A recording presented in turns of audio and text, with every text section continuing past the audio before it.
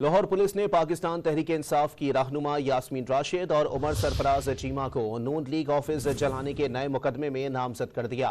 इंसदाद दहशतगर्दी अदालत ने मुल्जिमान को जुडिशल रिमांड पर जेल भेज दिया। मजीद जानते हैं डॉन न्यूज के नुमाइंदे राना बिलाल से। जी राना बिलाल, अपडेट कीजिएगा। पुलिस ने यास्मीन राशिद और उमर सरफराज चीमा को मुस्लिम लीग नून का ऑफिस जलाने के मुकदमे में नामजद करके गिरफ्तार करके आज इंसदाद दहशतगर्दी अदालत में पेश किया था।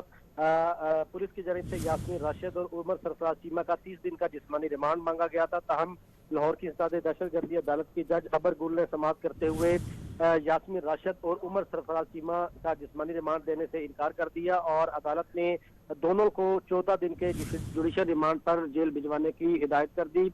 पुलिस तफ्तीशी की जानिब से यह दरखास्त दी गई थी कि नए मुकदमे में यास्मीन राशिद और उमर सरफराज चीमा से तफ्तीश करनी है, इसलिए इनका जिस्मानी रिमांड दिया जाए, जबकि मुल्जिमान के वकला की जानिब से जिस्मानी रिमांड की दरखास्त की मुखालफत की गई थी। इंसदाद दहशतगर्दी अदालत ने फरीकान वकला के दलाइल सुनने के बाद मुल्जिमान के जिस्मानी रिमांड की इस्तदा को मुस्तरद कर दिया और दोनों को 14 दिन के जुडिशल रिमांड पर जेल भेज दिया है। जी, बहुत शुक्रिया राना बिलाल अपडेट करने के लिए।